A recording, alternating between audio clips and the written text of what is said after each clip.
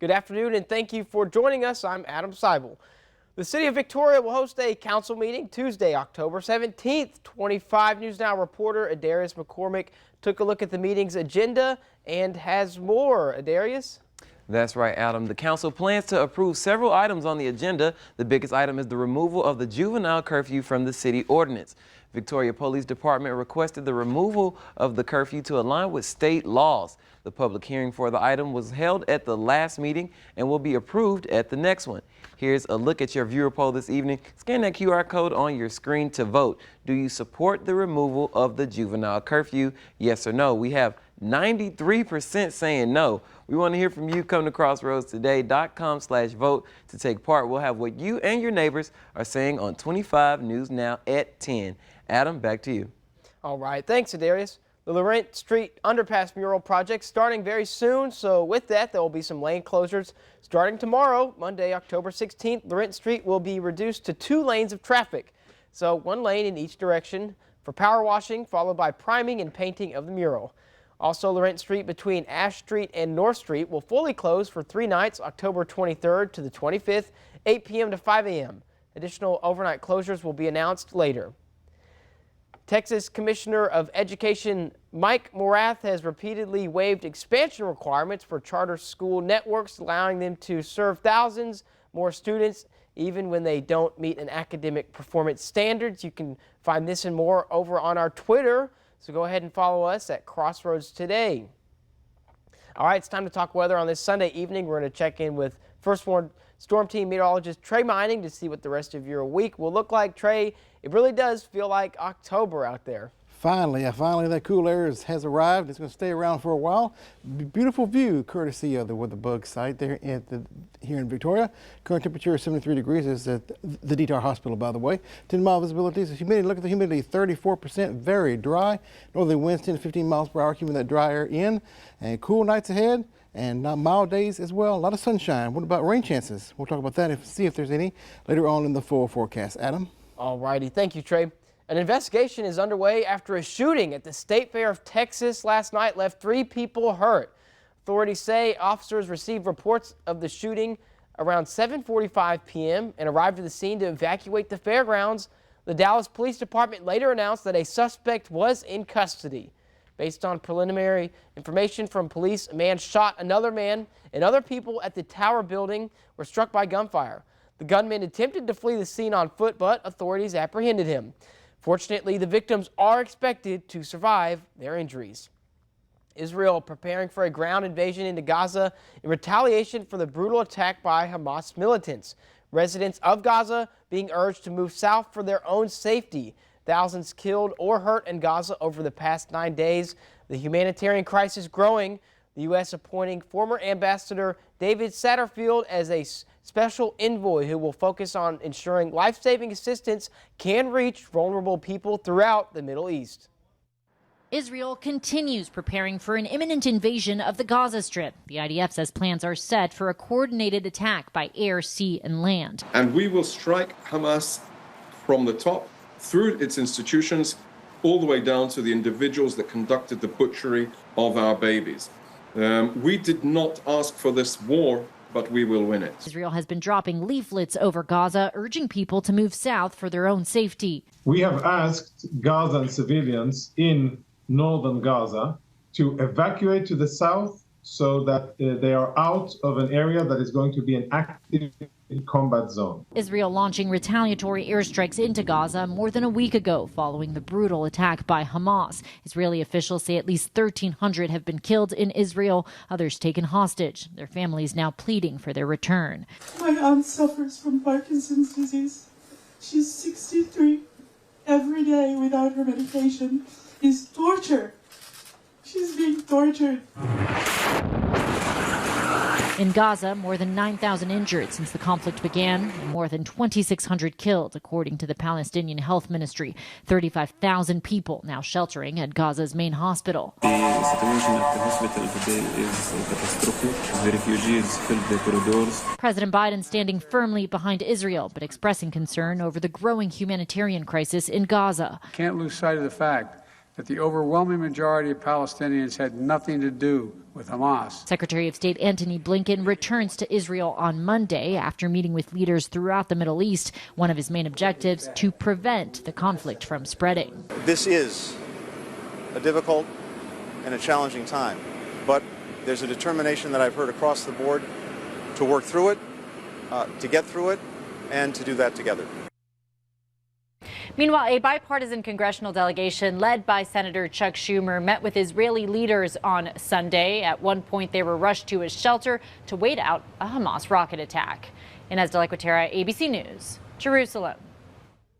Grab your cell phone, Crossroads, and scan this QR code. That's a quick response code to download the free Crossroads Today app, which allows you to watch us anytime, anywhere, and get breaking news alerts and vote in viewer polls, learn about our ongoing contest, and submit news tips, videos, and photos.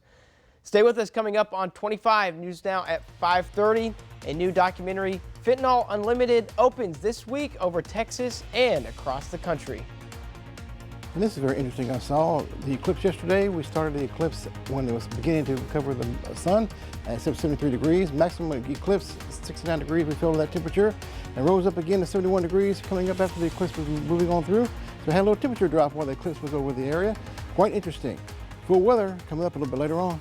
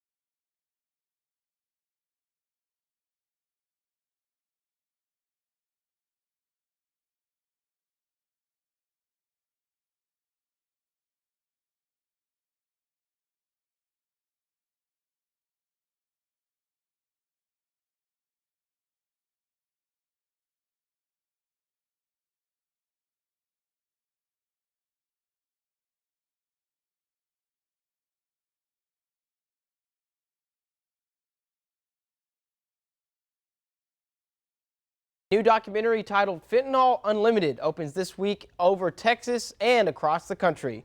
The film is a complete sweep of the deadly opioid fentanyl that kills 100,000 Americans per year. People interviewed are addicts, families, law enforcement, and medical personnel. The director, Charlie Bien, is trying to spread awareness to the highest level to help save lives through information and education. For all the details on where this movie is playing, please go to fentanylunlimited.com. We'll also have a link to that website on our website, crossroadstoday.com, and that film will eventually go directly to streaming. As the Israel-Hamas war rages on, rallies continue across the country on both sides of the issue. In Austin today, organizers with the Israeli-American Council and the Texas-Israel Alliance hosted a rally in front of the Capitol. In the crowd, many people waving flags and carrying signs as they listened to multiple speakers, all coming together to share one key message: to support and stand with Israel and to condemn terrorism. Members of the Ukrainian community were also on hand to voice their support for the people of Israel. The Palestinian Solidarity Committee, a student organization at UT Austin, will also host a rally at the Capitol later today. Some college students are facing backlash after expressing their views on the war between Israel and Hamas. An NYU law student's job offer was rescinded after blaming Israel for the deaths in the region, and several CEOs are calling for Harvard students to be blacklisted after signing a statement saying Israel is, quote, responsible for the war. Free Palestine! The violence in Israel and Gaza raising tensions on college campuses as students react to the war. It's the job of colleges to ensure that universities are places for freedom of expression. Former Nebraska Senator Ben Sasse, president of the University of Florida, which has one of the largest Jewish student populations in the country, telling Fox News, "This isn't morally complex. It's easy to condemn evil as evil. But if they want to wrestle with complexity, why don't some of these university presidents stand up and actually read the Hamas charter on their campus and then grapple with the call for the genocide and eradication of the Jewish people?" Harvard was the first to make headlines after prominent alumni lambasted a collection of statements from pro-Palestinian student groups who called Israel entirely responsible for the war. Several CEOs, including hedge fund manager Bill Ackman, say the names of these students should be released so their companies don't inadvertently hire them. And if people are actually signing on to that statement, we would want to be able to make sure that we're not hiring those individuals. Harvard's president issued a statement condemning the atrocities, adding the student groups do not speak for the school. The University of Pennsylvania also coming under fire. Jewish alumnus Mark Rowan, in a letter to a student publication called The Daily Pennsylvanian, denounced the university's decision to allow a Palestinian literature festival last month, claiming it presented anti-Semitic ideas. Now he's calling on the president and chairman to resign. But Penn's Board of Trustees vice chair responded, "I have full confidence in the leadership." This after an NYU law student in a newsletter blamed Israel for the deaths in the region. That student had a job offer rescinded by a law firm. The on-campus tensions are raising fears for some about anti-Semitic backlash, and others are concerned about threats against Palestinians. Some students who are protesting here in the nation's capital tell me that colleges should step up to not only ensure their students are safe, but also to ensure they feel safe. Em Nguyen, ABC News, Washington. A new report details about a yoga teacher charged with murdering a professional cyclist in her apparent escape attempt from authorities in Austin. This morning, we're learning more about murder suspect Caitlin Armstrong's brazen escape from the custody of Texas prison officials. Watch as Armstrong, in her black and white jumpsuit, tries scaling this fence. She's accused of murdering pro cyclist Anna Mariah Wilson last year, who officials say Armstrong believed was romantically involved with her boyfriend. An affidavit now detailing the 35-year-old put in a medical request restricting the use of leg restraints and then utilized an injury complaint, getting herself an appointment outside the prison in Austin, Texas. Law enforcement says as they escorted the former yoga instructor from the doctor's office to the car, she bolted. Typically, when we have high-profile crimes as this type of information about a defendant can be very damaging because anytime anyone is seeking to escape custody, typically points towards their guilty behavior.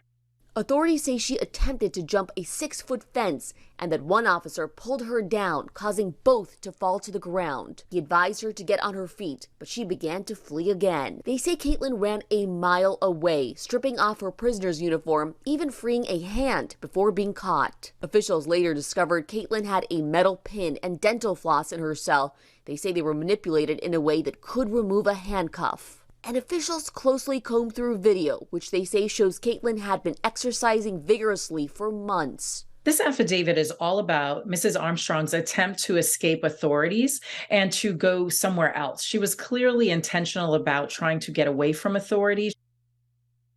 And it is not the first time that Caitlin has been accused of running away. Police say days after the alleged murder, Caitlin used someone else's passport to flee to Costa Rica, changing her appearance to look like the photo in it. She was caught 6 weeks later, and she's pleaded not guilty to the initial charges. Her trial date is set for October 30th. Zoreen Shah, ABC News, Los Angeles.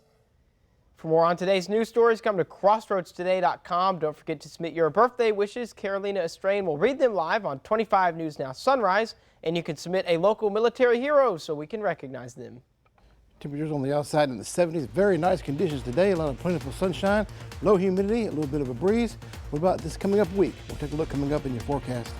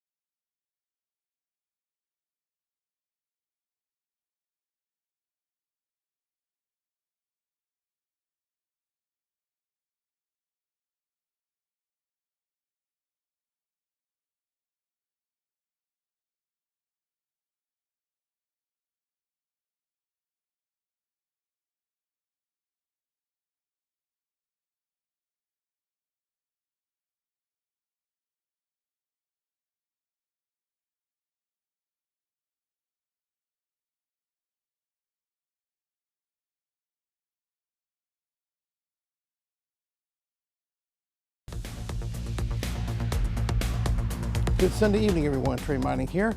Almanac for today, 76 degrees was the daytime high, low 51 degrees.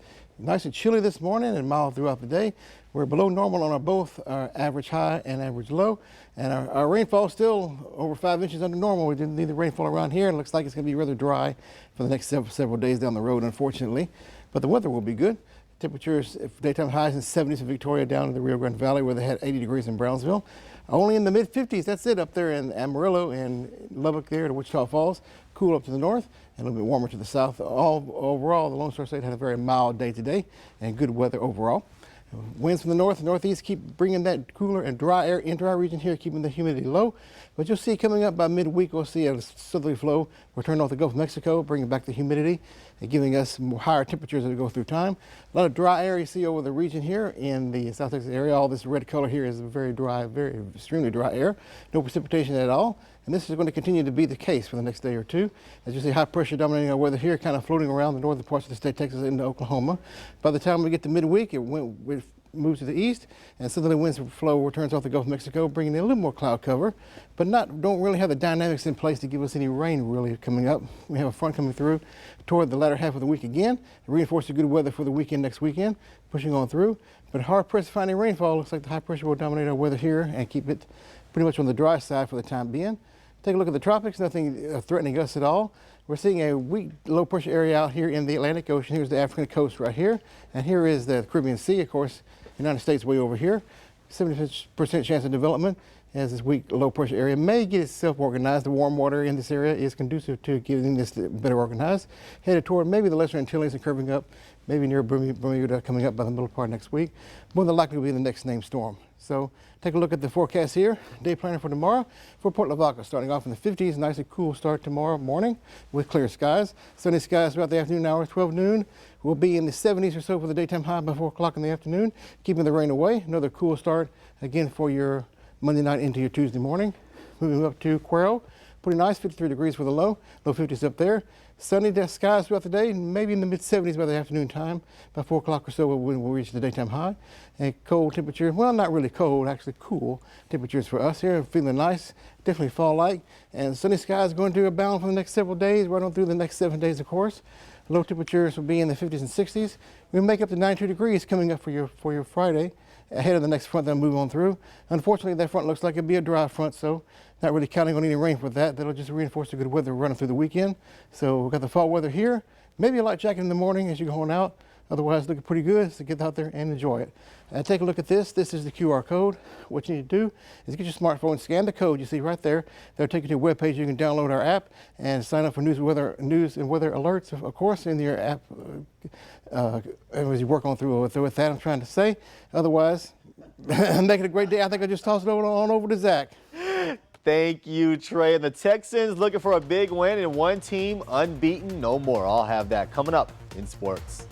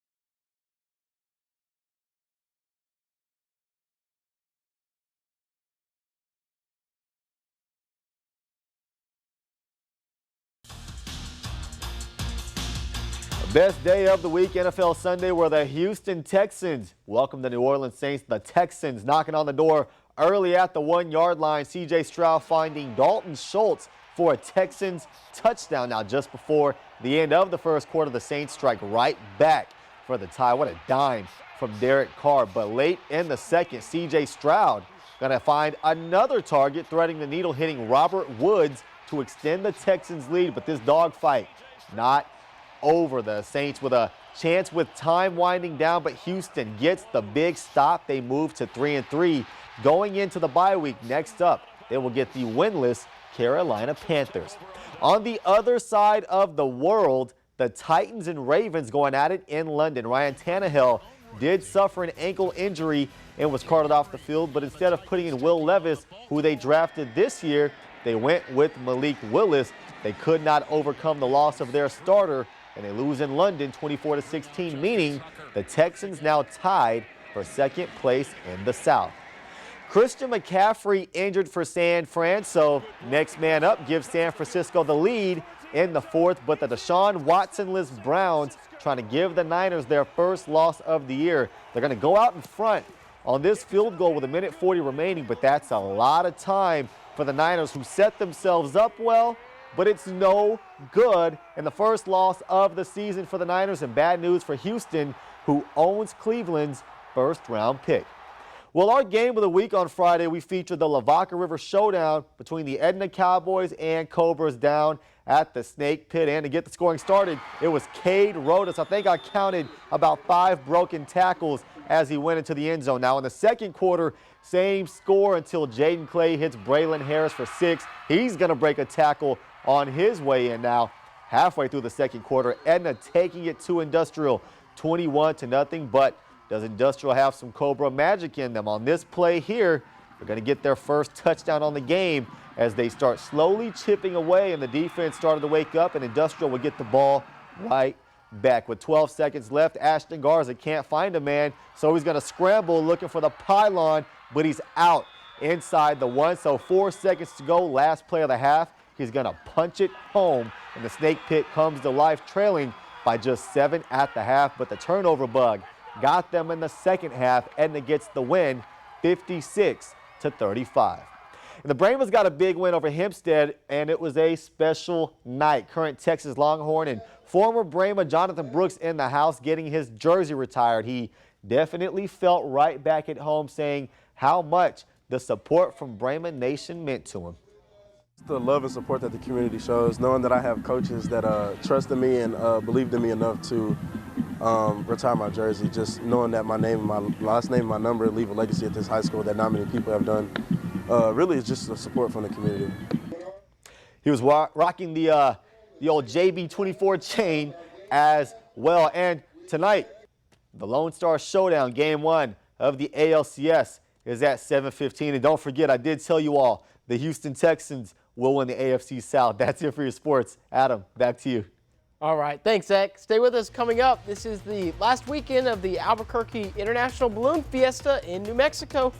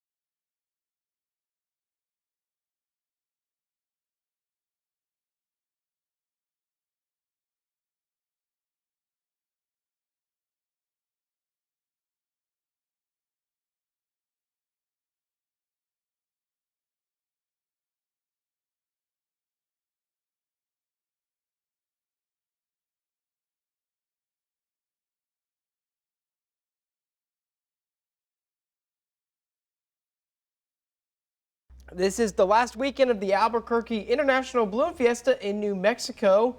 About 500 hot air balloons took flight this weekend. The fiesta has come a long way since its humble beginnings, which in 1972, just 13 balloons.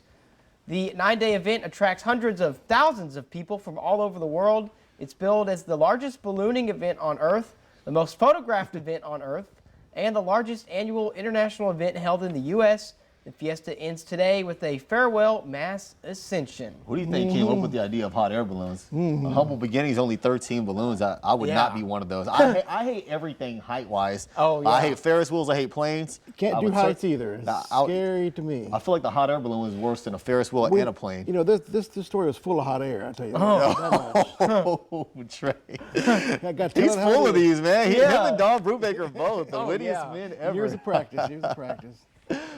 So you guys would be on the sidelines taking pictures, not Oh, yeah. Yes, I thought you were about to talk weather. Yeah, no, I 100% would be on the sidelines. Exactly. I don't even know how they got that footage of them from over the top of the balloon. Is that a drone or is somebody hanging over the side filming? Oh, yeah, another Either balloon. way, yeah. You wouldn't catch me doing that. You wouldn't catch me in one or filming. Okay, let's talk about our weather here. Looking nice, beautiful. If you have any plans out there this week, go ahead and do them because the weather's going to be agreeable. High temperatures in the 70s, 80s, maybe near 90 before the front moves through on Friday. No precipitation in the forecast, beautiful sunshine. Lows on the chilly side in the 50s and 60s. Feeling nice around here. All right, looks great. Thank you, Zach and Trey. And thank you all for joining us. Remember to subscribe to our YouTube channel, Crossroads Today. Have a great evening and a wonderful week, everyone.